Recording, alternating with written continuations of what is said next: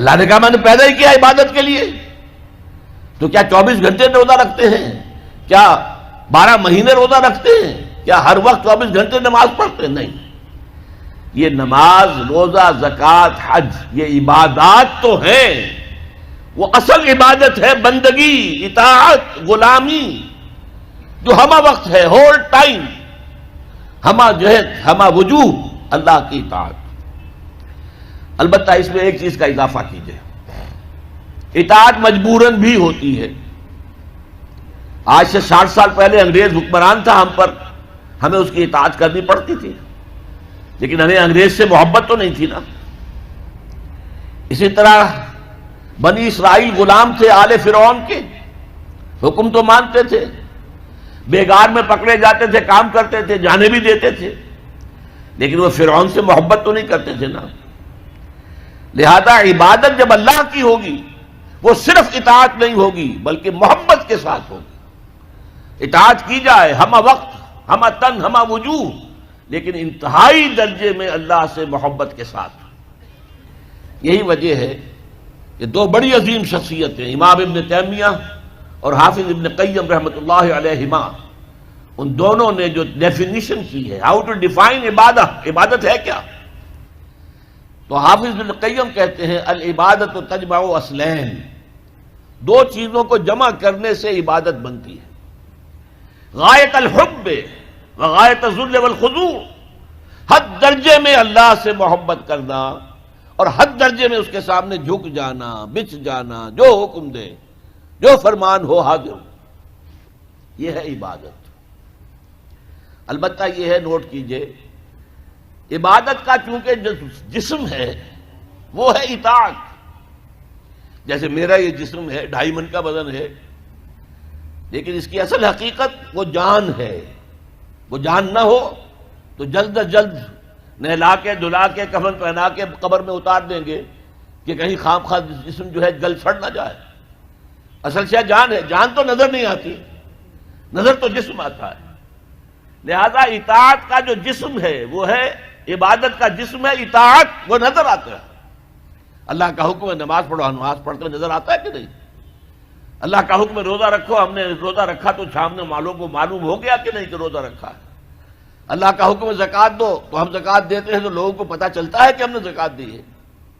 اللہ کا حکم ہے کہ اگر صاحب استطاعت ہو تو حج کرو، تو جب ہم حج کرتے ہیں لوگوں کو نظر آتا ہے کہ ہم حج کر رہے ہیں. لیکن یہ عبادت تب بنے گی جبکہ اس میں حد درجے کی محبت شامل ہو جائے. الا لا ایمان لمن لا محبت له، الا لا ایمان لمن لا محبت له، الا لا ایمان لمن لا محبت له. جس میں یہ محبت نہیں ہے اس کا کوئی ایمان نہیں.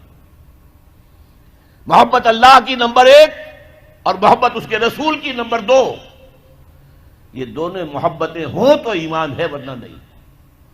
قرآن میں فرمایا گیا والذین آمنوا اشد حبا للہ، اشد حبا للہ. اشد کا لفظ آپ جانتے ہیں شدید ترین. جو واقعی صاحب ایمان ہیں وہ شدید ترین محبت کرتے ہیں اللہ کے ساتھ. اور رسول نے اپنے بارے میں فرما دیا بہت خوبصورتی سے، لا یؤمن احدکم حتی اکون احب الیہ من والدہ وولدہ والناس اجمعین. تم میں سے کوئی شخص مومن نہیں ہو سکتا جب تک کہ میں اسے اس کے باپ سے، اس کے بیٹے سے اور تمام انسانوں سے زیادہ محبوب نہ ہو جاؤں. تو یہ محبت روح ہے، نظر تو نہیں آتی. نظر آئے گی اطاعت کہ آپ نے اللہ کا حکم مانا، رسول کا حکم مانا. لیکن یہ اطاعت عبادت تب بنے گی جبکہ اللہ کی محبت کے جذبے سے سرشار ہو کر اللہ کی اطاعت کی جائے. چنانچہ قرآن میں اس کی بڑی عمدہ مثال ہے. جب حضرت موسیٰ علیہ السلام پہلی مرتبہ فرعون کے دربار میں پیش ہوئے تو فرعون نے مذاق اڑایا کہ یہ آیا ہے یہ موسیٰ اور یہ ہارون اس کا بھائی، اور یہ ہم پر حکم چلانا چاہتے ہیں. وَقَوْمُهُمَا لَنَا عَابِدُونَ، حالانکہ ان کی قوم تو ہماری عابد قوم ہے، غلام قوم ہے. اب یہاں عبادت کے کیا معنی ہے؟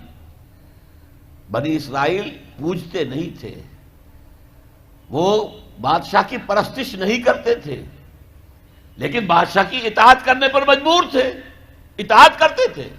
اس کو اس نے کہا وَقَوْمُهُمَا لَنَا عَابِدُونَ.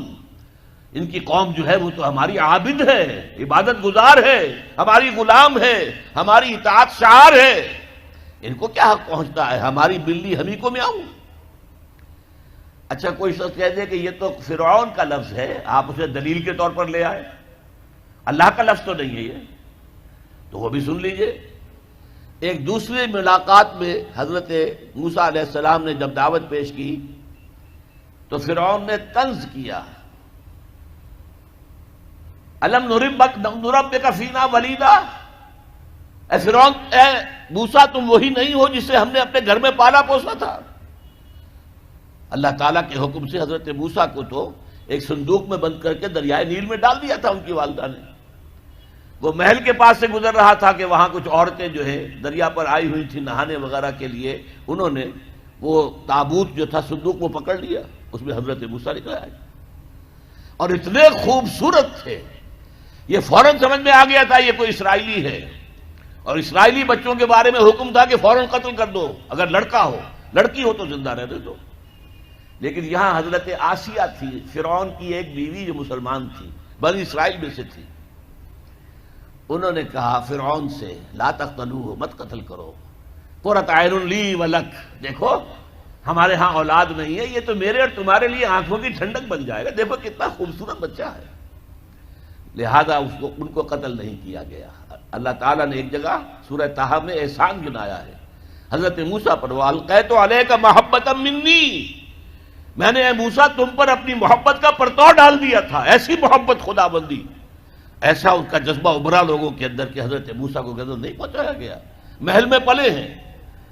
تو اس کے بعد فرعون کی اس وقت تک اولاد نہیں تھی، بعد میں اولاد ہو گئی، لیکن وہ جو بعد میں اولاد ہونے والا جو ہے پیدا ہونے والا شہزادہ، وہ حضرت موسیٰ کو اپنا بڑا بھائی سمجھتا تھا۔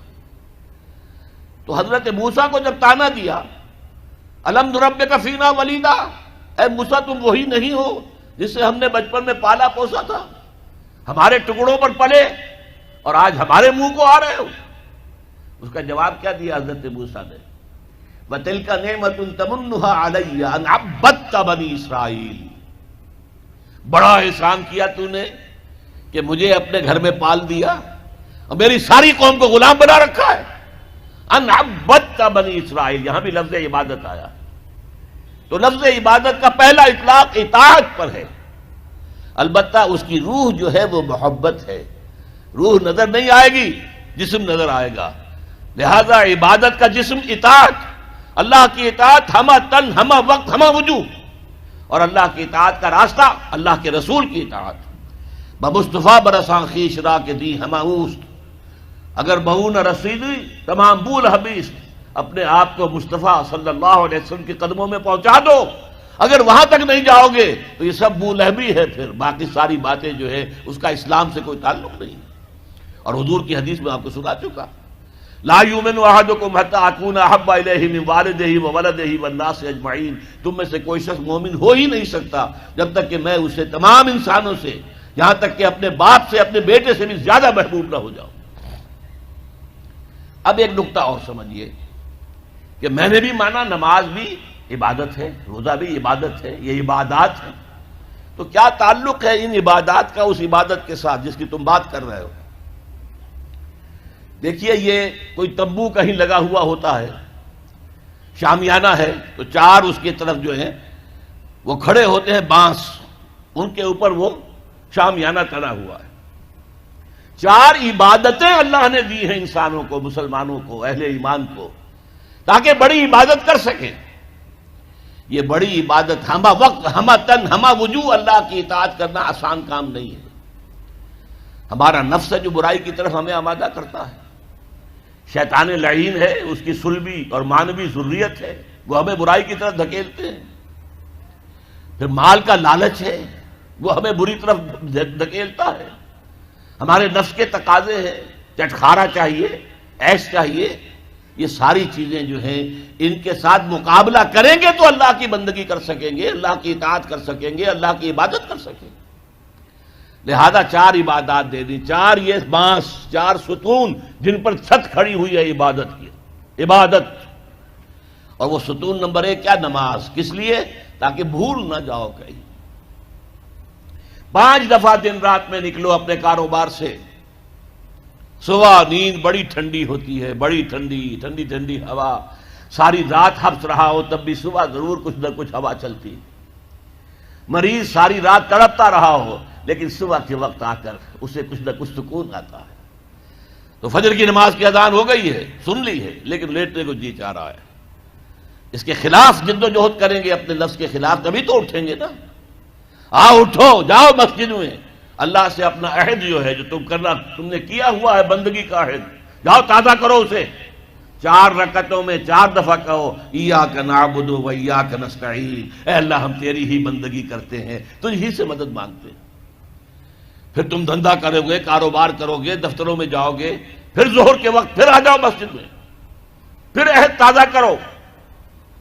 پھر کوئی تھوڑا سا قیلولہ کر لیا، کوئی تھوڑا سا آرام کر لیا، کچھ کھانا کھایا، پھر گئے اپنی دکان پر.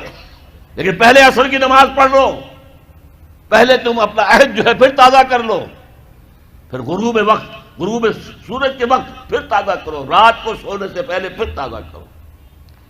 حفیظ جالندری کا بڑا عمدہ شعر ہے کہ سرکشی نے کر دیے دھندلے نقوش بندگی، آؤ سجدے میں گرے لوح جبیں تازہ کریں. یہ ہماری یہ سلیٹ ہے، لوح تختی ہے، اس پر لکھا ہوا کہ ہم اللہ کے بندے ہیں. لیکن سرکشی جو اندر سے آ رہی ہے نفس کی، اس نے اس لوح کے اوپر جو لکھا ہوا ہے ہم اللہ کے بندے ہیں اسے دھندلا کر دیا ہے. آؤ سجدے میں گریں، زمین پر اپنی اس پیشانی کو رگڑیں تاکہ وہ جو نقش ہے بندگی کا وہ تازہ ہو جائے. سرکشی نے کر دیے دھندلے نقوش بندگی، آؤ سجدے میں گریں لوح جبیں تازہ. اچھا، ایک میں نے کہا نفس ہے، نفس امارہ ہے، اس کو چٹخارے چاہیے. اس کا مقابلہ کرنے کے لیے روزہ دیا. دیکھو روزے میں تم صبح سے شام تک حلال چیز بھی نہیں کھاؤ گے، پانی بھی نہیں پیو گے. اب تو رمضان جو آتا رہا ہے، اب سردیوں میں پتہ ہی نہیں چلتا روزہ کیا ہوتا ہے کیا نہیں ہوتا، لیکن اب آ رہا ہے رفتہ رفتہ. بہرحال وہ تو آتا ہے، ہر 30-33 برس کے بعد لازماً وہ سائیکل مکمل ہو جاتا ہے. پھر آئے گا مئی کا مہینہ، مئی کا روزہ، حلق خشک. آپ دفتر سے آئے ہیں تو زبان باہر نکلنے کو آ رہی ہے خشکی کی وجہ سے، پیاس شدید ہے، گھر میں داخل ہوئے ہیں، فریج میں رکھا ہوا ٹھنڈا پانی بھی ہے، مشروب بھی ہے، نہیں پی سکتے، اللہ کی اجازت نہیں. بھوک لگی ہوئی ہے، کھا نہیں سکتے، بہترین کھانے ہیں، نہیں کھانا، اللہ کی اجازت نہیں ہے.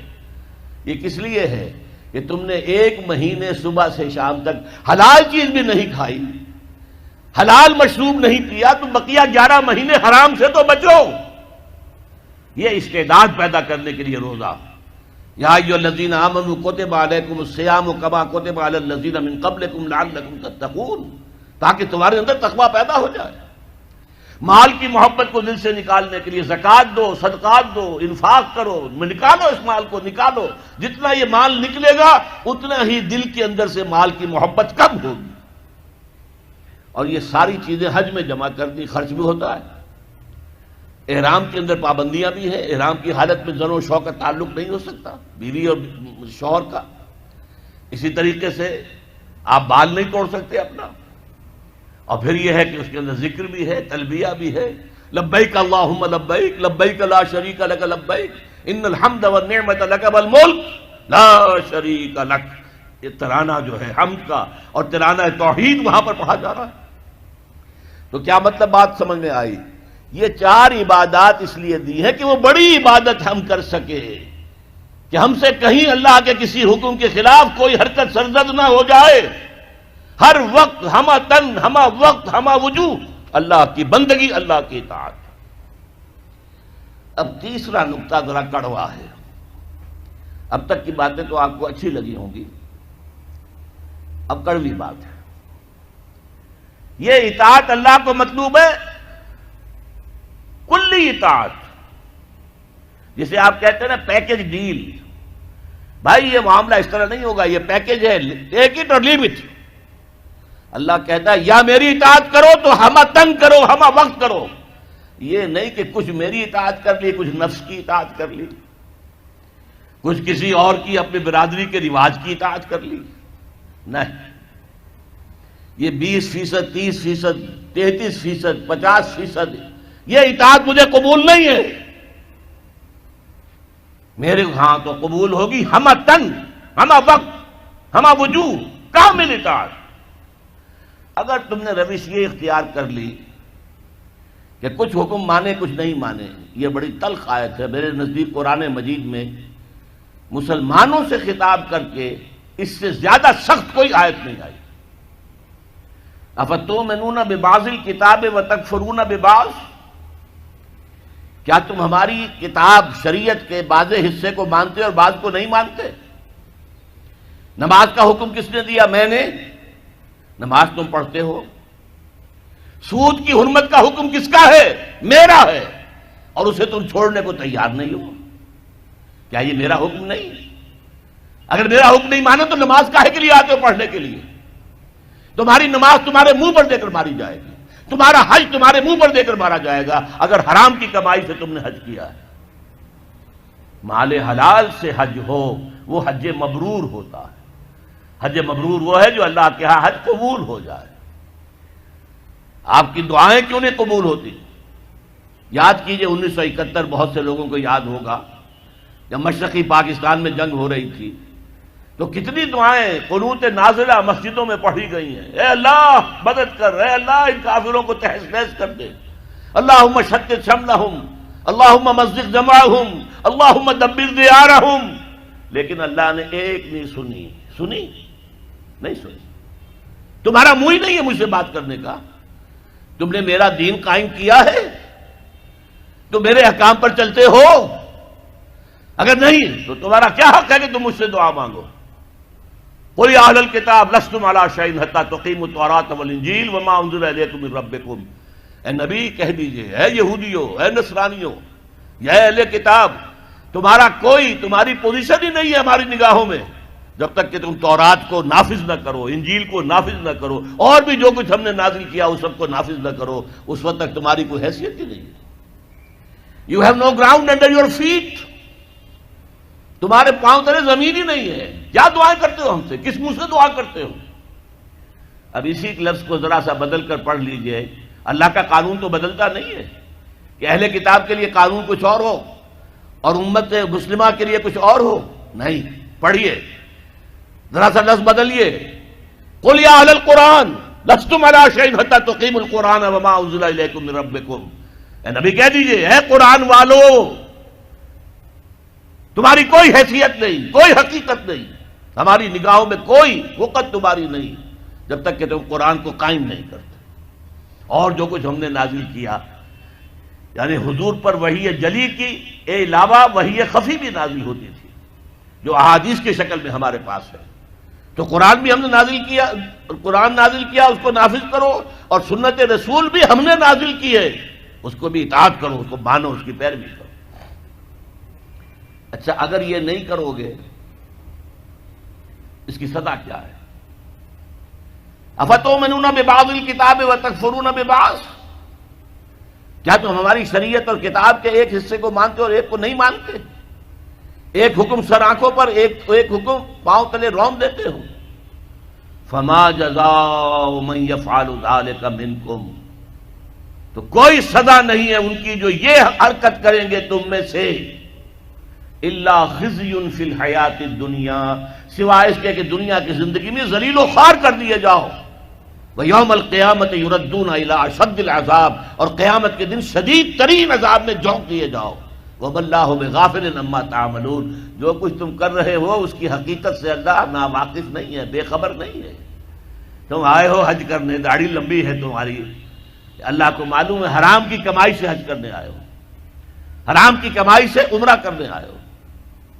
تم نے مسجد تو بڑی شاندار بنوا دی، تمہارا کاروبار تو حرام کا ہے، سٹے اور جوئے کے اوپر کاروبار کر رہے ہو، بینک سے سودی قرضہ لے کر کاروبار کر رہے ہو، تو مسجد بنانے کا کیا تمہیں ثواب ملے گا؟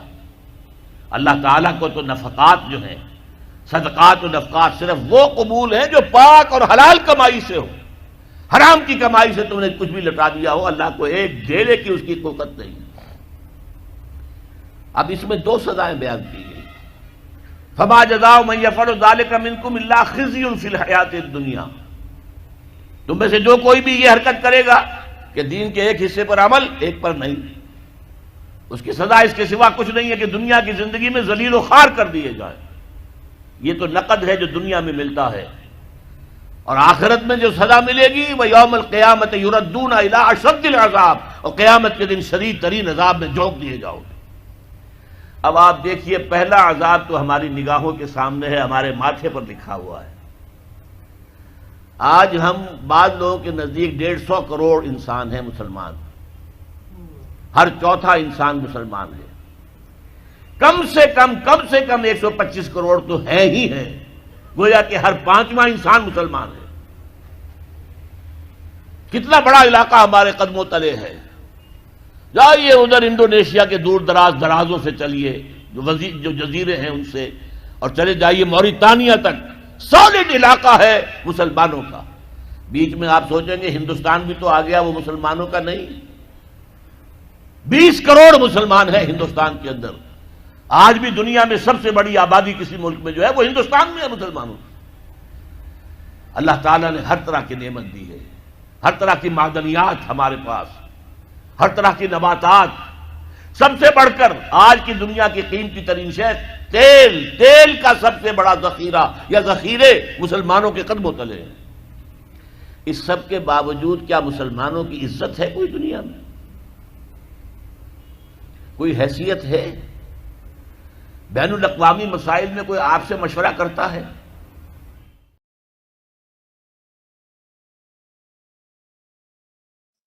حال دل کس کو سنائے، آپ کے ہوتے ہوئے حال دل کس کو سنائے، آپ کے ہوتے ہوئے